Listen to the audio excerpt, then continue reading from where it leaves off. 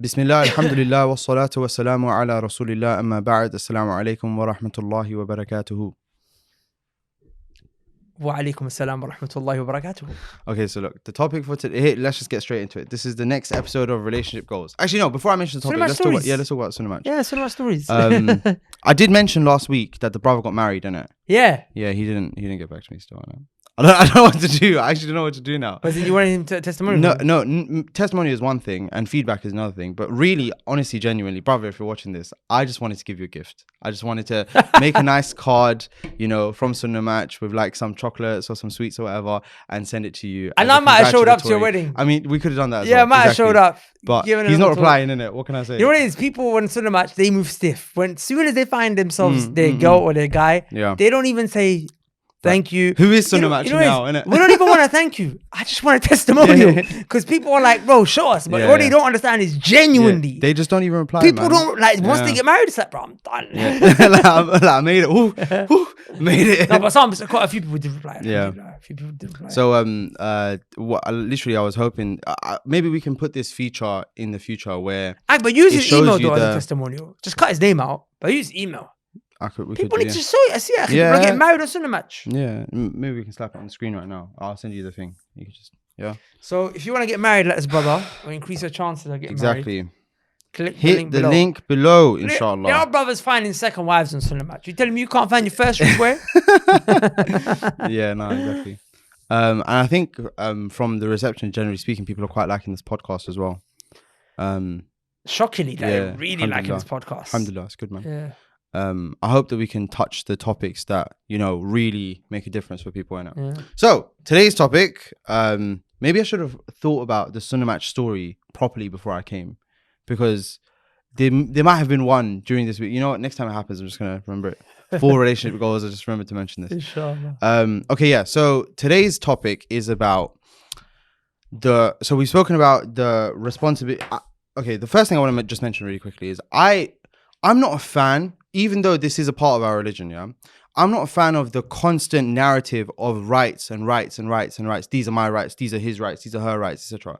And the reason is because although you should definitely acknowledge them and accept that they exist, you shouldn't champion your own rights. Do you get it? The first thing you should do is establish and implement your responsibilities, the things that you are responsible for, and then afterwards hope that Allah subhanahu wa ta'ala gets your rights to you. Do you get it? So let's talk about the responsibilities of the husband. We've spoken about... Well, can I say that maybe a bit of a different way, just so it doesn't come across wrong? Yeah. Go on. What one older brother, he said to me once was that you cannot really change how people react to you, but what you can change is how you react to people. Yeah, exactly. You can't change how people deal with you, but you can change how you deal with people. Exactly. And there's a principle in the religion which is al-jaza'u min jinsil amal. You'll be recompensed with the way that you behaved. Oh, wow. People use the term karma. We don't need to use karma. We have our own thing. Karma is shirk, kufr billahi azza wa jal, Hinduism. 100%, yeah. Some Ganesh, Hanuman thing. Yeah, us. exactly. Our thing is al-jaza'u min jinsil amal. There's an ayah. هل جزاء الإحسان إلى الإحسان. That's our thing. Our thing is ihsan, not karma. Do you understand? No, it's kufr, shirk. So Allah will reward you in the way that you behaved. Does that make sense?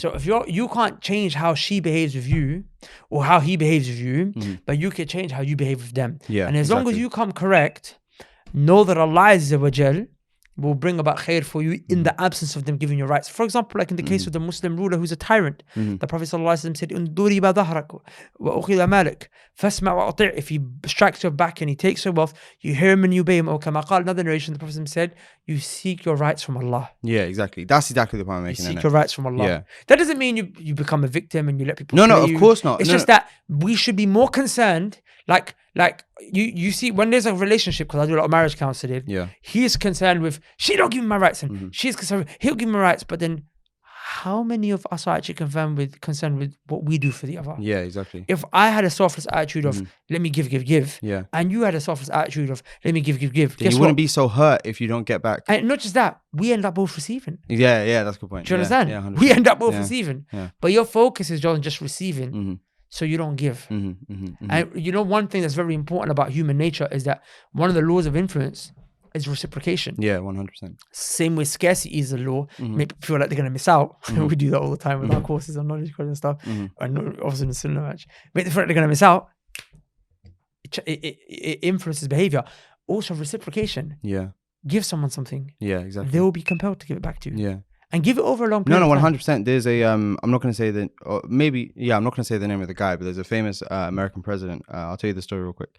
What happened was when he became president, he had a political adversary, somebody who was potentially going to become an enemy. Obviously, enemies are of types, and you don't have this. It's very seldom that you're going to find the staunch enemy nemesis, like the evil villain to your superhero life. But this guy was an adversary. He was Venom kind of thing. Yeah, kind of like that's not very common in it. Don't watch movies. We don't watch He movies. found a guy who was a potential. Basically. No, he was a potential adversary. He could have become an enemy.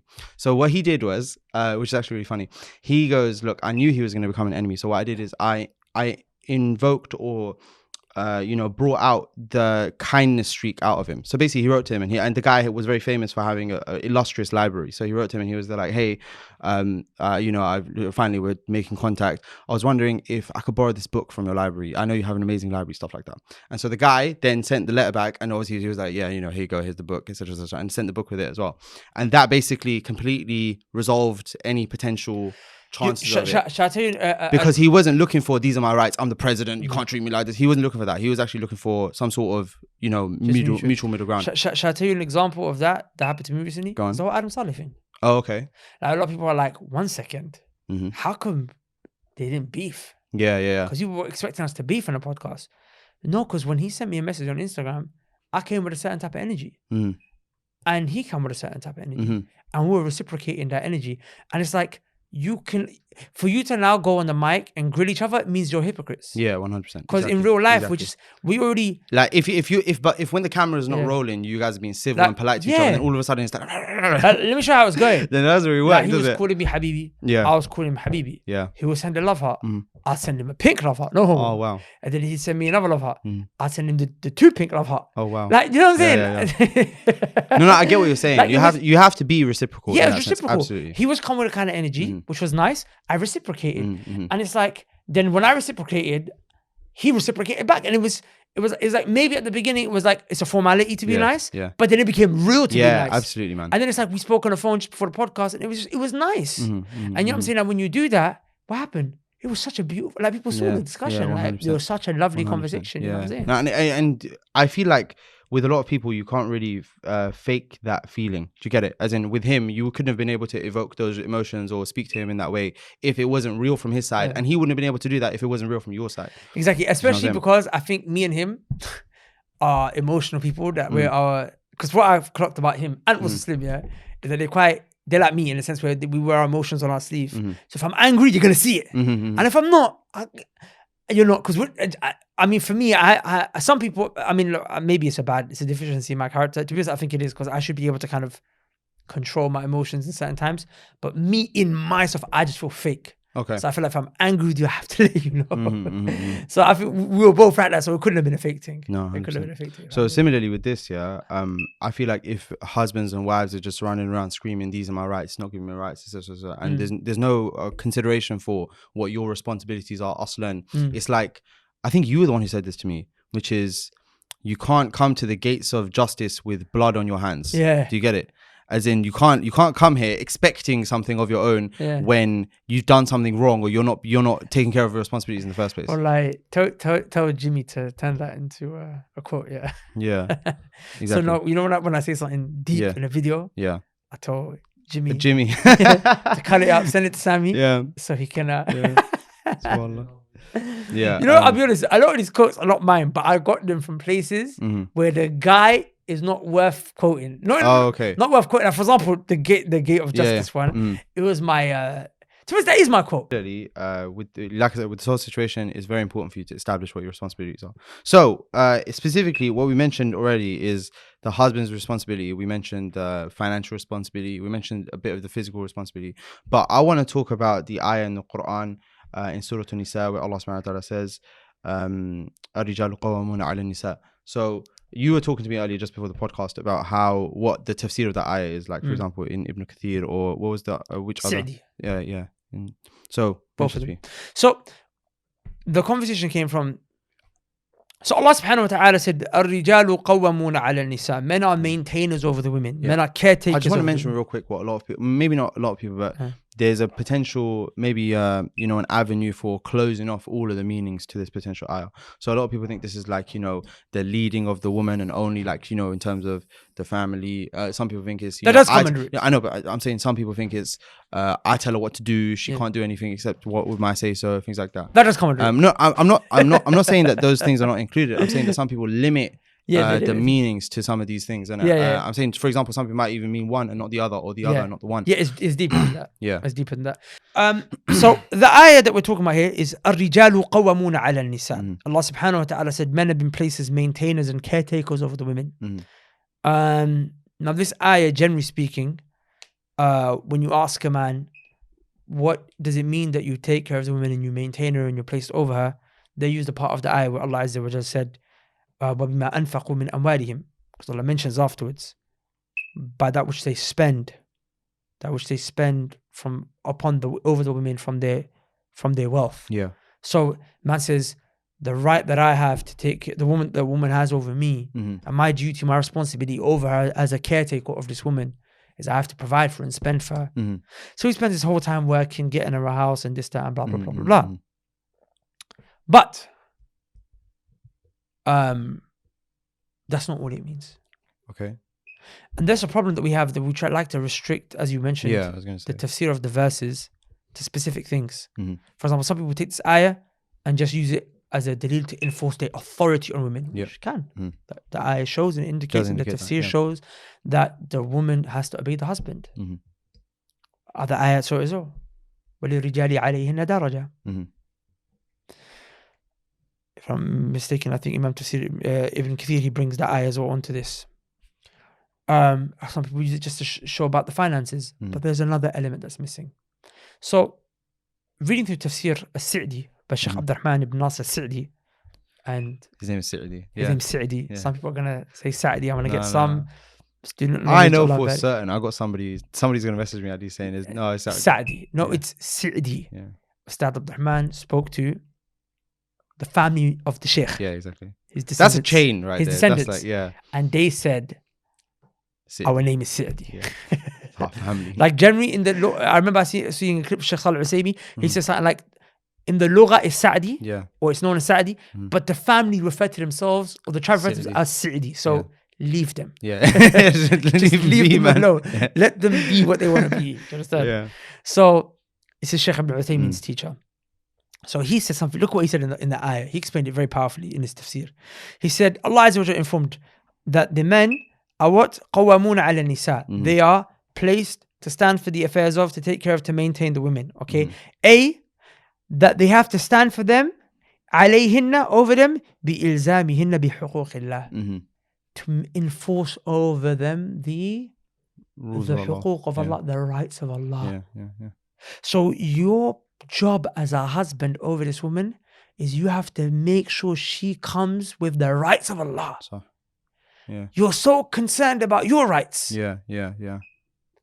But your right is connected to the right of Allah. You focus on the right of Allah. And automatically she will come with your rights. Yeah, isn't it like going for the root? But like the woman doesn't know Allah. You've not set up a situation for deen. You've brought TV in the house where she watches shows with incest and this, that, and the other, and she's being filtered all of this, and it's affecting her heart because the eyes and ears are the gateway for the heart. And you don't wake her up for the qiyamul layl. The Prophet ﷺ said, may Allah have mercy on a man who wakes his wife up for the night prayer, and when she refuses, he takes a little bit of water, he sprinkles it on her to wake her up. He doesn't just say, oh, she's tired. He tries to wake her up. The Prophet said one time he had a dream, he woke up and he said, wake up my wives and tell them to pray. Tell them to pray. Tell them to pray. The Prophet would wake them up and say, pray. Sallallahu alayhi wasallam. He would say, Sallu, pray. Kama ra'aytumuni usalli. Pray the way you see me pray. How was he telling them, pray how you see me? Because he was praying, he was showing them, educating the people. Come to, you know what I'm saying? By example, kind of. Exactly, sallallahu alayhi wasallam. So he said that they have to enforce over them the rights of Allah. The hijab is the right of Allah. These are all things that are rights of Allah subhanahu wa ta'ala. The prayer, the salah, the zakat. How is it your wife, you haven't taught her how to give zakat? She's got all this gold jewelry, she never gave zakat. Yeah, oof. Do you understand? Stress. Your wife, what? She fasts in the month of Ramadan, she has a period. So she doesn't make up all the fast. 5 years later, She hasn't made up the fast. Exactly. She's sinning. Yeah, What have you done? 100%. Do you understand? So you have to enforce over the rights of Allah Azza wa Jal من المحافظة, in terms of safeguarding على فرائده, the things that Allah has made obligatory upon her. All of the obligations Allah has made obligatory upon this woman. The greatest of them, Tawheed. Okay. Does she know Tawheed? Yeah. Does your wife know Aqidah? Yeah. You know what I'm saying? Does she ask Allah before she asks you? Exactly. Does she rely upon Allah more than she relies upon you? Okay. And to stop them from mafasid. I really want to underline this one. This one's a big one. You have to stop her from, you have to safeguard her and protect her. Sure. Protect her from mafasid, corruption. Absolutely. But you bring your wife to corruption. You bring TV to the house. Yeah. What you do, you take her out without makeup, with makeup. Some of you tell her, why are you wearing the niqab and jilbab? Tone it down. Yeah, that's all mad. It's embarrassing. What my family was going to say. You take her to weddings with this free mixing. You bring her to mafasid. You bring her to corruption. You cinema, family gatherings. Yeah, you take her to the cinema. Inna lillahi wa inna ilayhi rajiun. You take your wife to free mix gatherings. You bring her to mafasid. You were supposed to be the maintainer. You were supposed to be the protector. You were supposed to be the safeguarder. But what did you do? You did it the other way. Does that make sense? There's so much here, you know. There's so much here. And I really want to stop there, because then the Sheikh goes on and say, and also about the men have to take care of them in terms of infaq. Yeah. Spending. Nafaqah. Yeah. But we spoke about that already. Yeah, exactly. I want to speak about this. Brothers, you want to get married. Some of you are already married and you can take benefit nonetheless. But you want to get married, brother, it's not just financial preparation. My brother, it's spiritual preparation. You need to learn your deen, because you are your wife's teacher. You are her educator. And what's more so is you're going to educate your kids. Yeah. Does that make sense? That's huge thing. So like, look, a man has been placed in authority, not so he just blazes authority around. No, cook this for me, cook that for me, clean this for me, wash this for me. But that authority, the first thing you're supposed to use it as, no, there's no TV in my house, darling. There's no, darling. We're praying Qiyamul Layl. You're going to get up for Qiyamul Layl. Yeah. He says, what? You're going to wash the dishes. You're going to clean my floor. That's all. Okay, no problem. The woman, she has to maintain for the husband. But bro, how are you more focused about her? And by the way, this ikhtilaf, by the way, the scholars mention, where does the obedience of the husband stop? Some say it's in his maslahah, that which is for his maslahah in terms of intimacy, this, that, and the other. Others, Sheikh Albani argued, and Ibn Taymiyyah argued hard. Don't know. She has to obey him in cooking, cleaning, everything, all that. Wallahu a'lam, that's not discussion today. One day maybe we'll do that, inshallah. I think that's a very important discussion. But definitely one thing you have to do in terms of your authority. Yeah, you can use your authority in terms of telling her, look, I'm going to have intimacy. But what's greater, use your authority to establish the deen in the house. To establish the Quran and the Sunnah. Your wife. No, certainly. And if your wife listens to innovators, you can say, no, darling. We don't watch that video. Yeah. الرجال قوامون على النساء. Use the ayah there. Yeah. He wants to use the ayah. Hey. You say you didn't put on the garments for me today. الرجال قوامون على النساء. Sahih. Yeah. Why don't you use it in greater situations? Maybe if you connected her heart to Tawheed, she would understand. Yeah, الرجال قوامون على النساء. You're right. That's what I'm saying, yeah, honey, I'll put it on. You know what I'm saying? But what? Nah. He doesn't, because he's only concerned about himself. Yeah, exactly. Are you the God in your house? No, of course not. Are you the Lord of your relationship? That's Where's your Tawheed? Yeah. Do you understand? I feel like a lot of people don't think of marriage in this way, and maybe we should talk about it like this, which is that you two are married together and there is a link between you, but you share one link as well, which is that both of you are attached to the Quran and Sunnah. You're attached to Allah subhanahu wa ta'ala. And I feel like that like connection there is maybe not spoken about as often. And you know what's deep is that marriage is an institution set up to actually maintain the Tawheed of Allah, the worshipping of Allah. Yeah.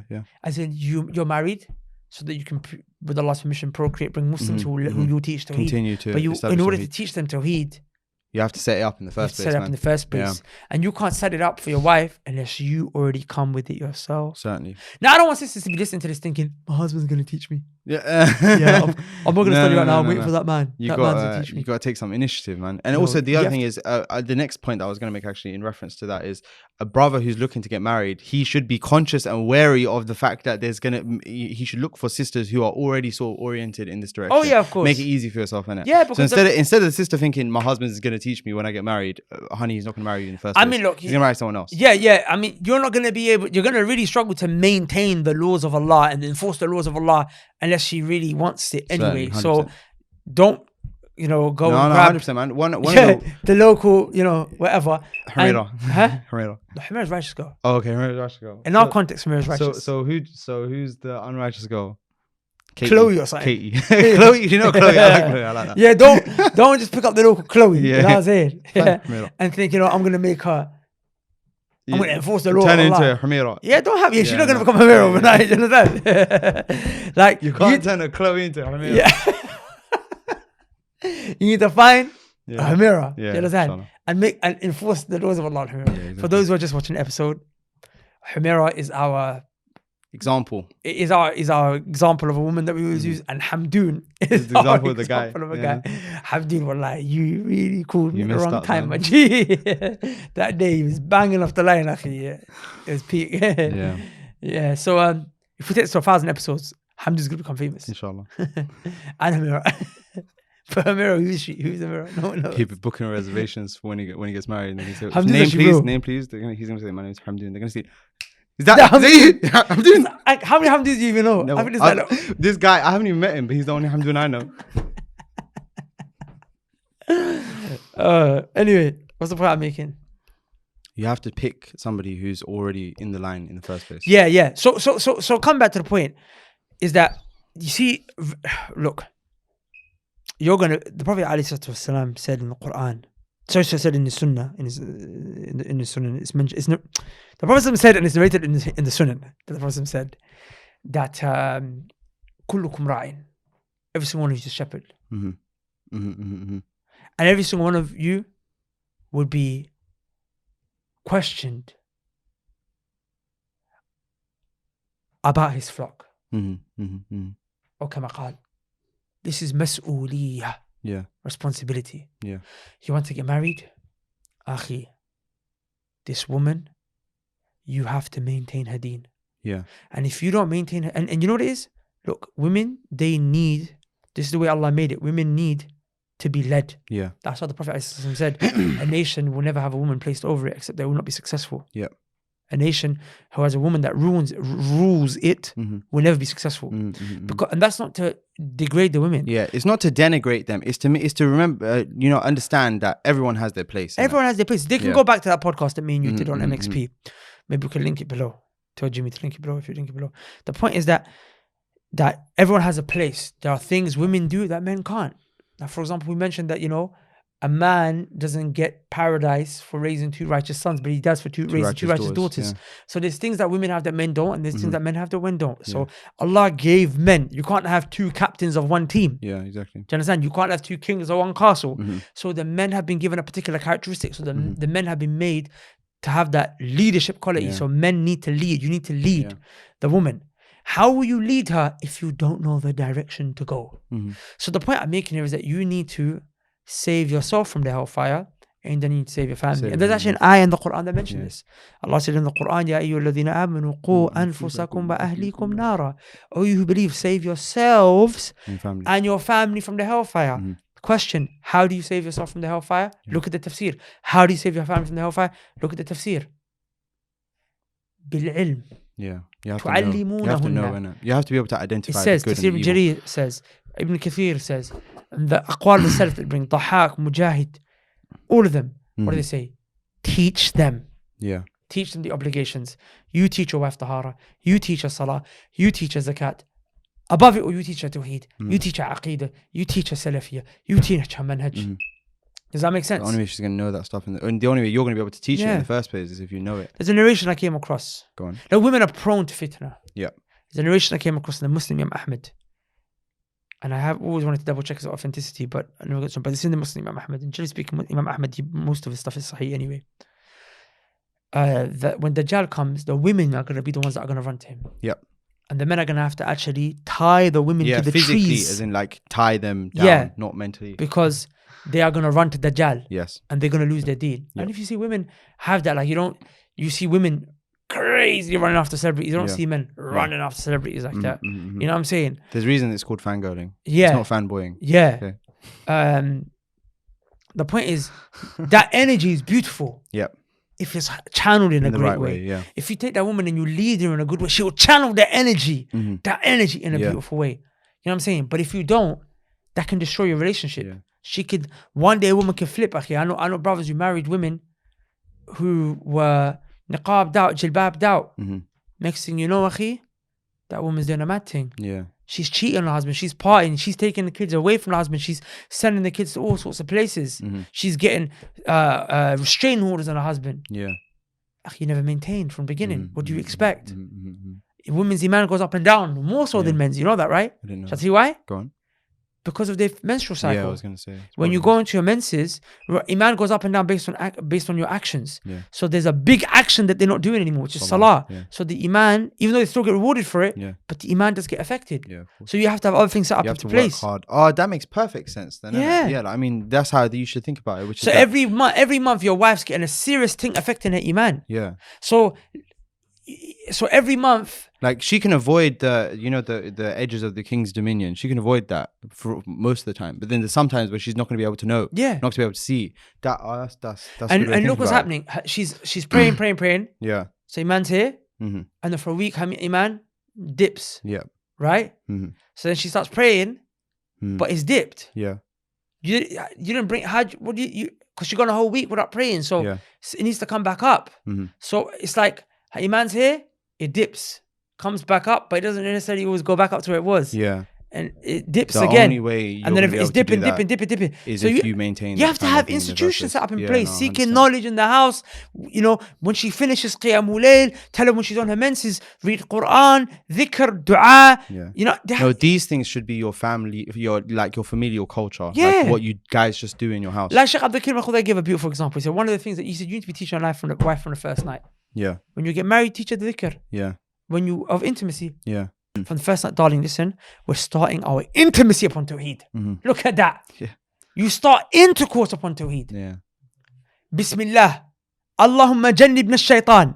Wa jannib ash-shaytana ma razaqtana. Do you understand? Yeah. So you say it on the first night, bro. Yeah. Do you understand? Bro, and what that does is beautifully, it sets the pace nicely, and the girl, she knows, this is a man of Allah subhanahu wa ta'ala.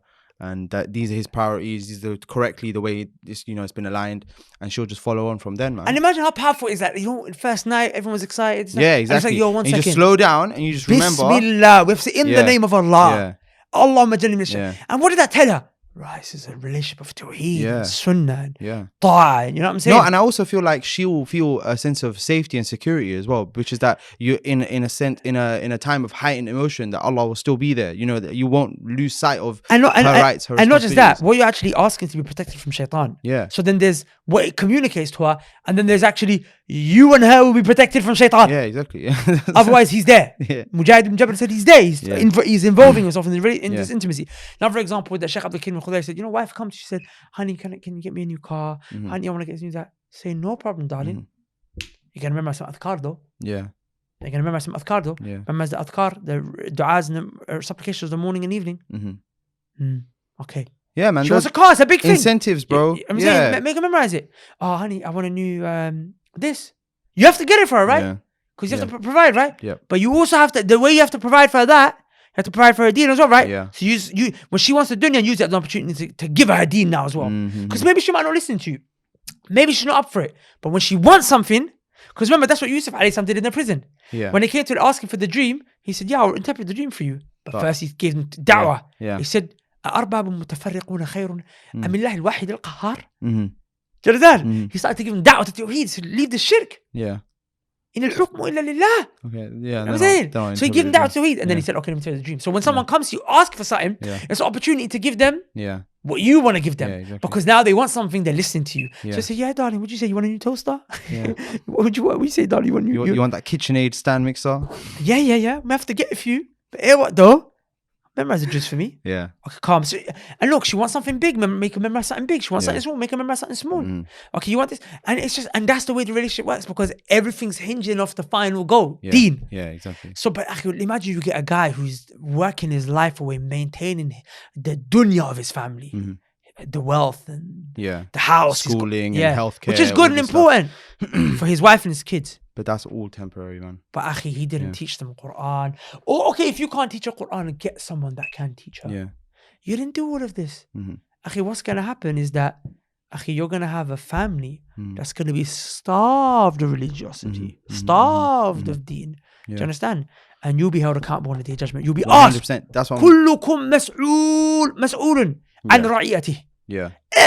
Every one of you is going to be questioned about his responsibility. Yeah. So imagine on the day of judgment, you stand before Allah and it comes out that, you got her Louis Vuitton handbag. Oh, and you paid the bills on time. Oh, and the electricity was paid. Oh, and her petrol and everything. And, you got other clothes and, you got her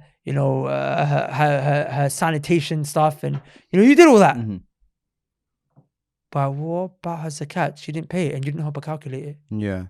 And her fasting is... you didn't enforce her. There's something missing. And she's going to say, I don't know. Allah, how was I supposed to know about that? And by the way, it's not a good excuse. No, I know it's not, but I'm saying, but there's a portion of responsibility that's going to come down on him as well. Yeah, but then it's like, this man, is on him to teach her. 100%. Of course, not good enough for her to say, I didn't know. But, what did you teach her? Yeah. Like, for example, a parent who teaches his kid to do bad, the kid will is accountable for the evil he done, but so is the parent. Yeah. No, 100%. So imagine like on day of judgment, you've got her Louis Vuitton bags, you took her on holiday, you did that, savings was there, you invested in cryptocurrency. Yeah. What did you do? What did you do? You never taught her salah. The deen just went amok. She still says, wala zawaleen. Yeah. You ask her what does la ilaha illallah mean? She says, there's no God but Allah. She doesn't even know what la ilaha illallah means. It doesn't mean there's no God but Allah. Someone asks her, where's Allah? She says, everywhere. Inna lillah. She watches what? Innovators. She doesn't listen to people of the sunnah. And then, you know what's worse? Go on. And it will hurt you more than your wife being a disobedient wife and being a non-religious wife, is that woman is what will bring about your kids. Yeah. Those are the priorities that are going to get set. 100%. And you need to do hijrah. Yeah, that's the next point I was going to make. Oh man, you took it out of my mouth. I was going to say, so then would you say that a huge responsibility of a man to ensure the safety of his wife and his children and stuff is to remove from them any potential influences that take them away from the deen? Absolutely. So, for example, they got to leave, man. You can't, as the scholars say, you can't take a person, throw him in the water and say, don't get wet. Yeah. Or a guy who's never swam before in the deep end, don't drown. Exactly. And that's what it's like. Like raising a family in this country and telling them to not become corrupted is like basically rubbing feces over a person and saying, why do you smell feces? Yeah, exactly. What do you mean, why do I smell of feces? You rubbed it on me. Yeah. Do you understand? Yeah. So you must take them out of the environment that they're in. Certainly. You must take them out of the environment that they're in. Do you understand? It's upon you. Hijra is wajib. Yeah. Migrating to a Muslim land is wajib. Wajib. I don't care about this fatwa that you get given from these liberal people here and there. Think about it practically, man. How much easier will it be for you to maintain some sort of Islamic priorities in your household if you're not constantly inundated with fitna and fasad and fahsha? Akhi, you're gonna send your kids to school, and you're gonna look at this Netflix thing that just come out called Cuties, man. I haven't seen it. You haven't seen it? No, I haven't even come across it. They've got it's in France, a Senegalese family, Muslim practicing family. The 11-year-old girl is a hijabi, and what she does is the story is about her disobeying her parents, leaving off her hijab so she can twerk. Not just that. Wallahi. In the story, are they Muslim? They're Muslim. Okay. Not only that, Wallahi, akhi, it's a pedophile's dream. Akhi, the way they've sexualized little girls in there. Yeah, 100%. Akhi, it's mad. It's like, a'udhu billahi min dhalik. I never imagined that they would do that to the young girls. They've sexualized young girls as if what? They're all a bunch of a music video. Like imagine, don't watch it because I thought someone said to me it was about little girls. They said there's a little thing there's something called Cuties coming out about little girls who are leaving the hijab. Something like that. So I thought, let me look this up. What's it about? I thought, maybe they're attacking Muslims. Bro, when I was like, it's like a music video or something. It's like a dancehall music. That's the best dancehall music video. Yeah. So the point is, I'm saying, you're going to be attacked left, right, center. And you can say, I'm going to homeschool, but... No. You have to be practical, man. How long are you going to do that for? Yeah. I'm saying go do hijrah and then do homeschool. Even in a Muslim country, I don't tell you to school. No, I mean, I'm not vouching for any of the schools in the Muslim countries either. I'm saying what you have to. I feel like a lot of parents have this mentality, and maybe it's because of the way their parents raised them, but they have this mentality of, I'll just throw my kids. They don't think about it like this, but this is essentially what it is, which is they're just going to dash their kids into school and hope that the teachers there and the kids there are correctly morally valued, so that the kid's going to be all right. That's not true. That is dangerous, man. I know some brothers who are teachers. It's like throwing your kids in the ocean, literally in the ocean. I know some brothers. What creatures are lurking in there, man? I know some brothers who are teachers.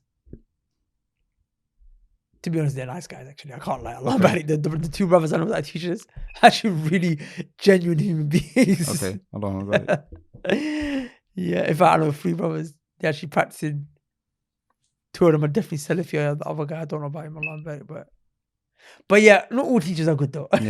No, certainly. I mean, back when I was at school, some of the teachers were trying to move to the kids. Bro, when I was in school, I had teachers who were actually promiscuous. They were female teachers, and they were moving mad, like absolutely crazy. I'm not going to go into any of the details, but I'm sure anyone who went to school in London or the UK could probably vouch for that. And if you think about it in context, now I'm a bit older now, and so I can think about it. Like the teachers then were probably my age now. And these are young women who just came out of like their PGCE and they're teaching chemistry at secondary school. And they're like 23, 24 years old. Like I can imagine what would be going on. Oh, bro, I'm not gonna lie. You know? Like some teachers are really promiscuous. Yeah, no. So we're going off topic here, but it just shows you parents how you have no idea what actually goes on in school. Certainly. Like I remember we used to have. There was a teacher who would like sit on a table. Like imagine your students are working it, and she would always go up to the boys. Mm-hmm. Imagine. She sits on the table. Why are you sitting on the table for? Yeah. She was chatting to them. That teacher, I'm not going to lie, the reason I'm mentioning her is because one day she was rude to me. Oh. So I got kicked out of the school.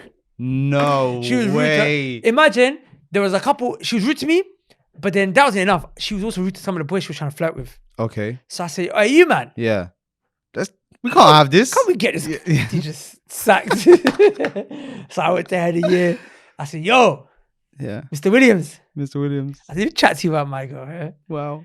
And I was like, you think I'm lying? Ask Nathan. Ask Nathan. I got witnesses. I said, Nathan, aren't you? Am I lying? Yeah.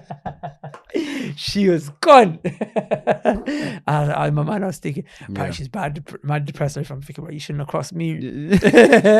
Yeah. But the point is that, no, obviously she was genuinely like. Yeah. No, that's what I'm saying. So you don't go and making the accusations generally, but this teacher I can't overstep in the mark. There's a couple like that. Yeah.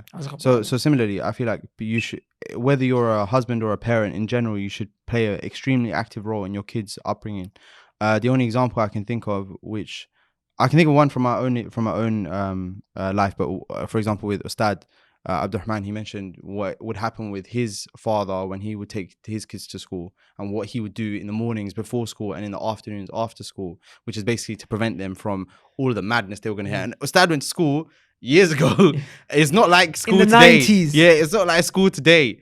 When he was in school, there was definitely not as much madness. So what his father would do is? So what his dad would do is in the mornings he would teach them about the Quran and Sunnah, and like he would give them new information, as in this is what you guys need to know about Allah and Allah's Messenger sallallahu alaihi wasallam. And then when school was over, he would say, "Guys, what happened at school today?" Like literally, tell me everything. What did you learn today? What class did you have? You know, maths, English. Like what things did people talk about? And Ustad and his brother, they would say, you know, we did this, we did that. So we talk about this, and then his dad would just remove some of these doubts. Like, no, we don't believe that because this. We don't believe that because of that. You know, we know this to be wrong because of this. You know, Allah subhanahu wa ta'ala, all that stuff. And he would remove these things on a daily basis. It wasn't like a 1 year checkup where he would be like, guys, so what did you learn at school this year? No, it was daily. He knew, he understood something. Oh, this is really important, isn't it? He understood that this is a marathon, not a sprint. I have to get these kids up until the point where they can fend for themselves, and that is a long journey. That's potentially even lifelong. I feel like Ustad still has that relationship with his dad, where from when he speaks about him anyway, where he was.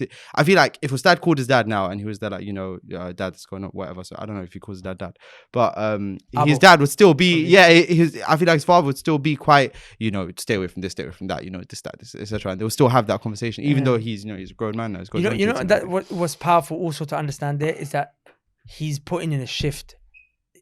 That father, this is a real father. May Allah preserve his father. Ameen. Allahumma ameen. He would feed in them the religion before they went to school. And as soon as they're done, he'd be ready, as you said, to filter it all out. But that wasn't all he was doing. Go on. He got them a Quran teacher that the Quran, that were doing this, they were seeking knowledge. That before and after was like necessary. Yeah. That wasn't that was then there was other stuff around it, you know what I'm saying? And then, you know, moving them to Birmingham, putting them to an Islamic school. And because that was, and at the time, sending your kids to an Islamic school would be a good substitute for Hijra at the time. Yeah. And nowadays, actually, some Islamic schools, still better than public schools. Yeah. But actually, I know some madness that happen at Islamic schools. Bro, me too. Still better than public schools. I don't even want to talk about it, but yeah. Still better than public schools. Yeah. I don't care what no one says. Still better than public schools. Million times better than public schools.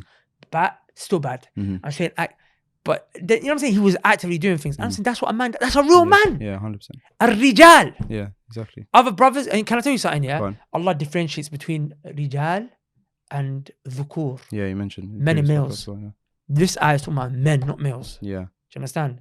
So you have to... These are your qualifiers, isn't it? You got to come with and to mention, all of this, my bro, you can't do unless you've done it yourself. That's why in the ayah, Allah says, يَا أَيُّهَا الَّذِينَ آمَنُوا قُوا أَنفُسَكُمْ وَأَهْلِيكُمْ نَارًا.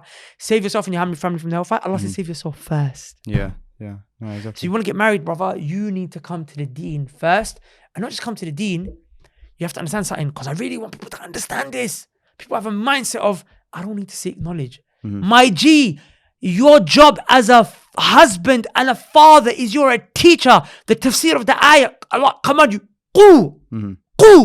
Allah commanded you, qu. Yeah. Save yourself. Save your family from the hellfire. What does it mean? Qu, save yourself.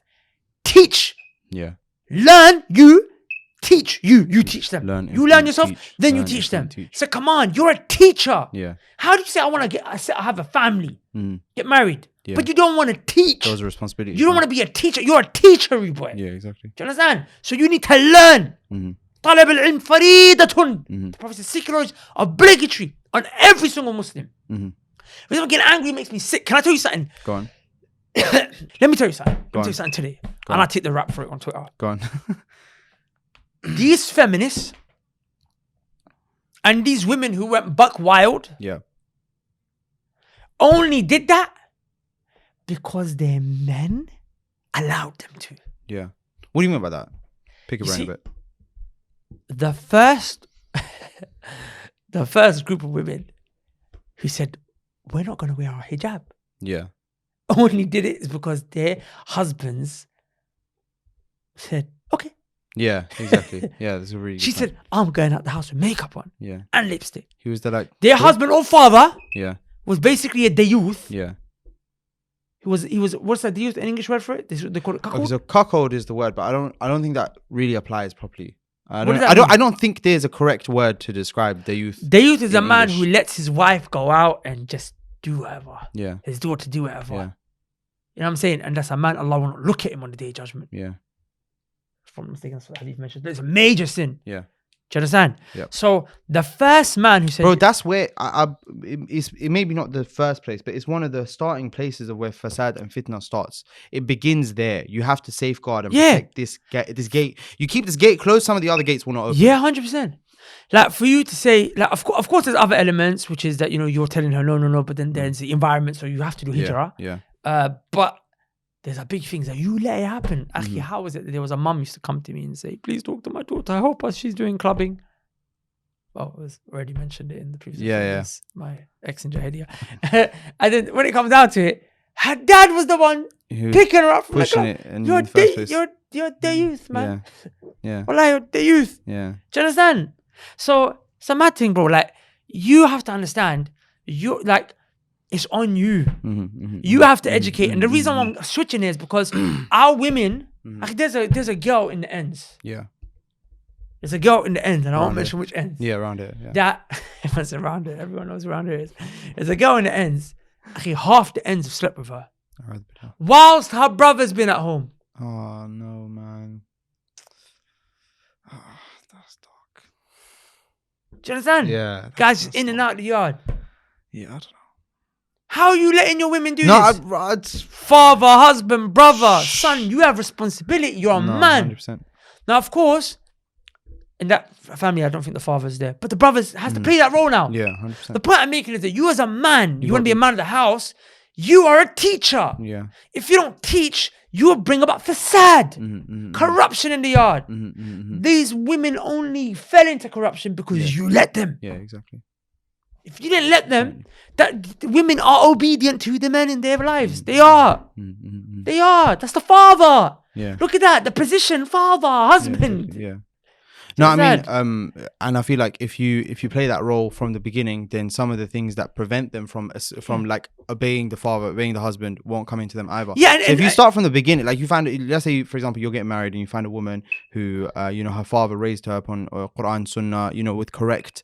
And you don't do it. You don't have to do it like a tyrant, by the way, because when you raise them upon the religion, it's all natural. Yeah, their religion. No, it's quite beautiful. I mean, they're quite happy with it. It's only you can only know, you can only compare two things if you've heard of the other thing in the first place. So if they don't know about some of these perceived or from where it looks on the outside like freedom and these other things, they're never going to believe that to be good in the first place. Do you see what I'm saying? So if you as a father, like I was saying before, if you're a man and you look for a wife and you find a woman who's raised correctly with the correct tarbiyah from a father and stuff, when that then moves forward and you have kids or whatever, you're not going to be struggling with your daughter is disobeying you. Do you get it? You're not going to be in that situation in the first place. It's going to be a safe environment, a healthy, conducive environment for the deen to flourish in the first place, man. And that's actually how we maintain the deen in the people in the first place. If you lose it in the household, then of course you're going to lose it on the street anyway. 100%. Wow, it's deep. Yeah. If you lose it in the household, you're going to lose it on the street. Can I take that quote as well? Of course you can. Jimmy. I'm not fast with people taking my quotes. I take it. Yeah.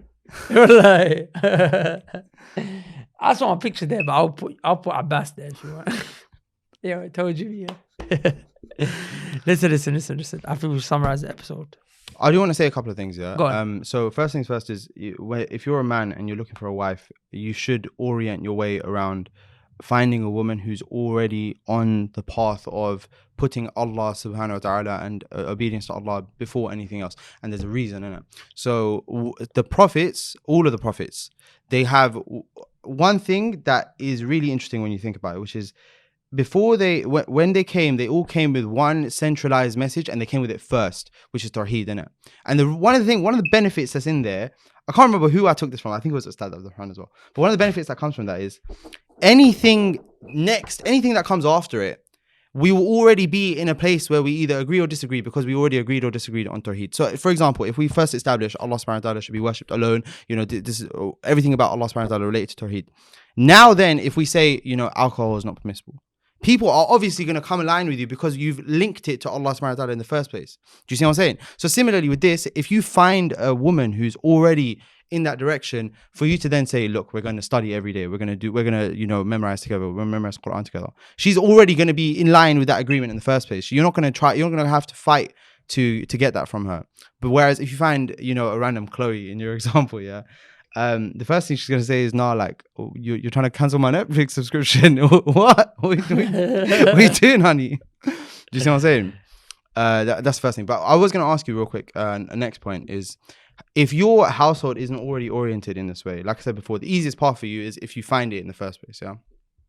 If your household isn't oriented in this way, how do you go about orienting it like that? Well, that's a very complicated answer. What I would say is go to Al-Madrasa Umriya channel and go to the playlist section. Go watch the Muslim Family. Binge the Muslim Family series by Muhammad Imam. That series... It's amazing, man. It's not just amazing. What he's done, walillah alhamdu wal minna, is... It's unheard of, man. It's unprecedented. Nobody's done it before. If you actually go through that series, it will change your life. Yeah, certainly. I completely agree with that. Go through that series. Okay, good. 1 second. Action points. Your family is not practicing and you realize because of this video, watch the series. Yeah. You're not married. You're thinking, what do I have to do for my family? Go watch the series. Go watch that series for both situations. And because that series will go in and show you really how family is. Yeah. And you know what the deepnesses you're going to learn from that series and this? You need to go and see it knowledge, bro. Yeah, 100%. This deen is knowledge. Yeah. Inna hadha ad-deena ilm. Yeah. How can you know about the household of the Prophet if you don't know about the household of the Prophet Yeah. You can't run away from it. Yeah. The Prophet said every Muslim has to seek knowledge. Yeah. Obligatory. Muslim man. The Prophet said, wa muslimatin and Muslim woman, in case you women thought that you're not included. You understand? man. I think with that said, man, we can bring it to a close, Yeah, inshallah, because I really want to eat the chips. Go for it. Starving. I'll leave you two to wrap up. Just Sunnah match, basically. Go click Sign up down below. Yeah, go click the link below. If you're looking for the sister, like I mentioned, about the sister who's oriented towards the religion, you're going to find her on Sunnah Match. You know, on Sunnah Match, you're going to find girls and guys that Inshallah, are both right. watching relationship goals, which means they're learning the right stuff. Yeah. So you're going to find like-minded people on Sunnah Match. That's the beauty of Sunnah Match, you understand? So it's not like you're going to find, you're going to find someone that you can reference and say, hey, you sign up to Sunnah Match after watching the episode where I have to teach you. So sister, open up your pen and pad, you know what I'm saying? So we're going to teach you now. Because she knows. Anyway, listen, I'm hungry. I don't know if you can talk, but today I'm really actually hungry. Thanks for watching to the end. We really hope you guys enjoyed it. If you want to sign up to Sunnah Match, if you're watching on Instagram, the link should be in the bio. And if you're watching on YouTube, the link should be in the description. And wherever else you're watching this, there should be a link somewhere. Just click around and you should find it. We have a 99p offer right now for people who want to sign up for the first time. Just try it out. For the first month, it'll be 99p and you can meet the profiles, try it out. Try your hand at marriage for the first time, the right one in the right way.